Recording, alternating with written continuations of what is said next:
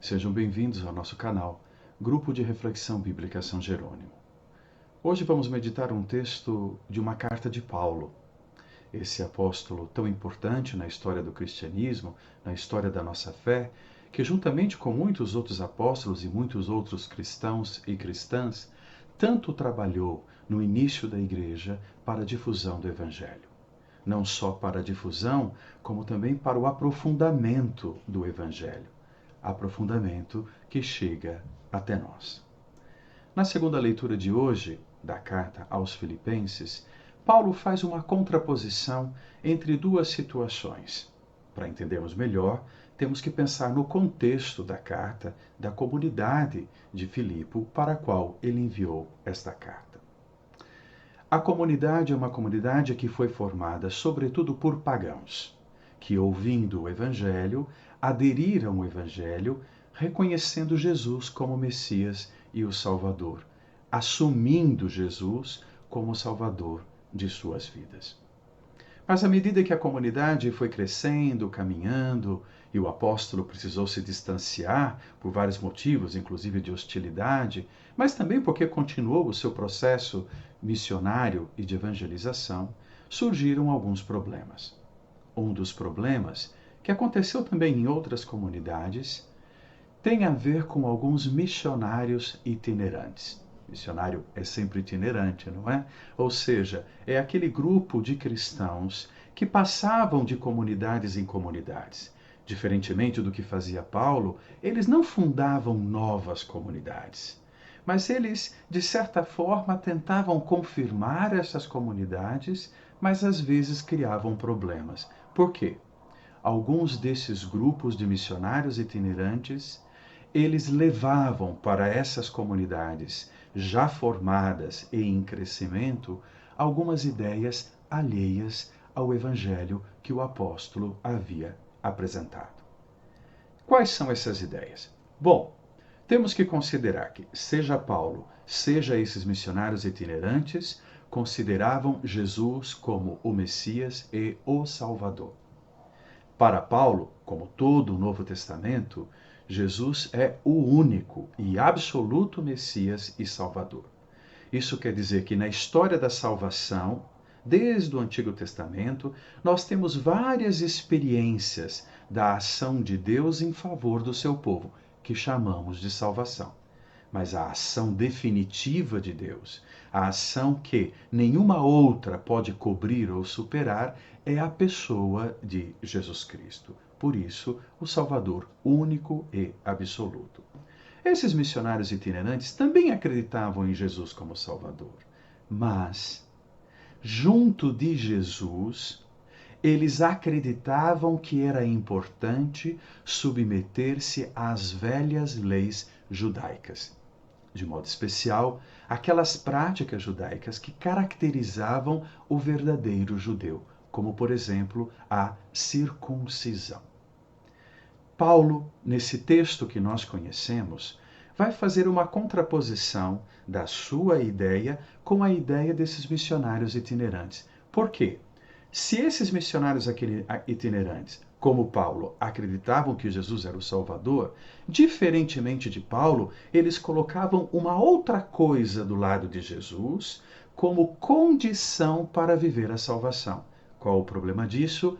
Relativizavam o verdadeiro poder, a verdadeira importância e o alcance da ação de Jesus como Salvador, da redenção que em Cristo Deus realizou e continua realizando na história.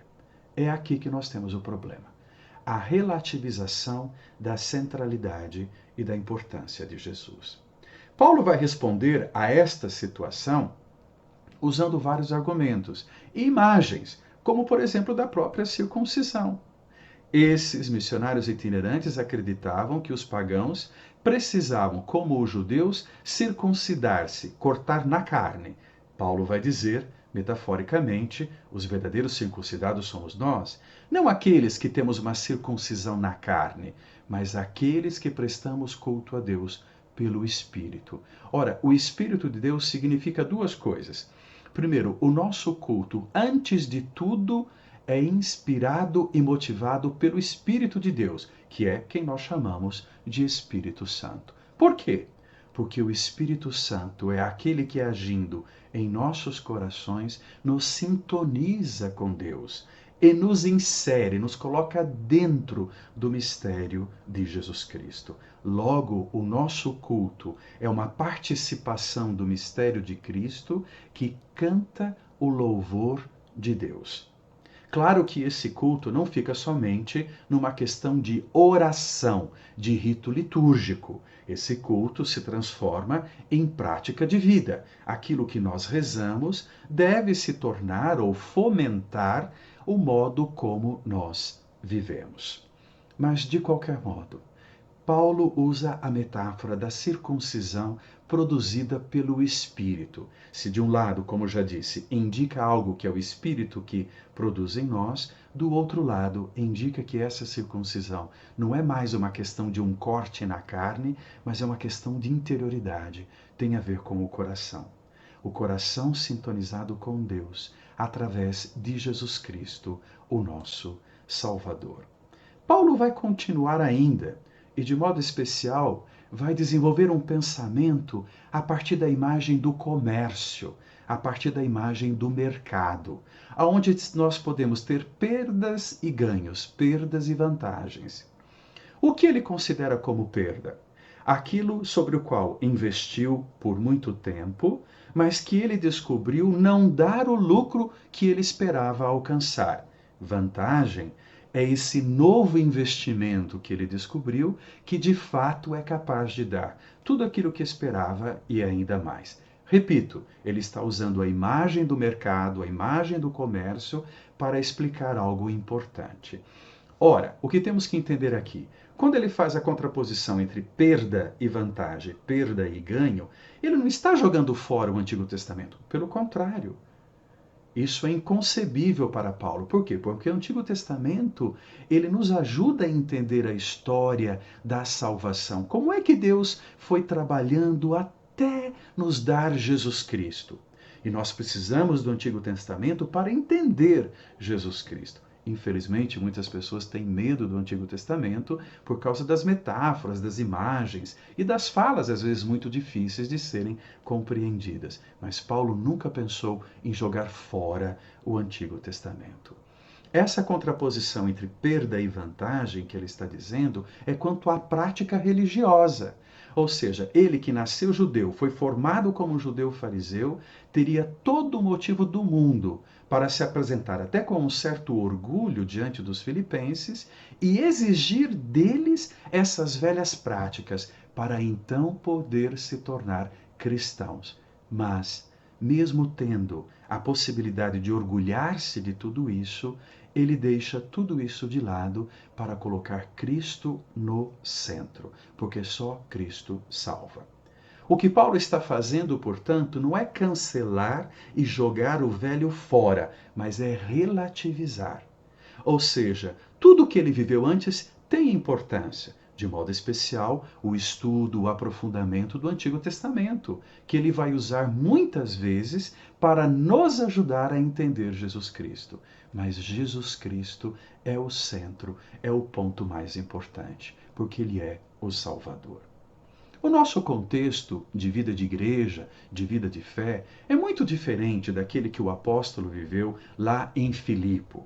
Nós não temos esses missionários itinerantes que nos trazem regras judaicas, querendo impor essas regras, porque se não obedecemos essas regras, então não temos a salvação. Não, nós não vivemos nesse contexto.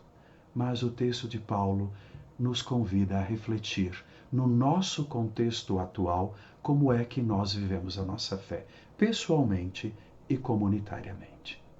Nós também, muitas vezes, acabamos dando um valor muito grande a certas regras, a certas práticas, a certas orações, a certas ideias, como se isso fosse capaz de nos garantir a salvação.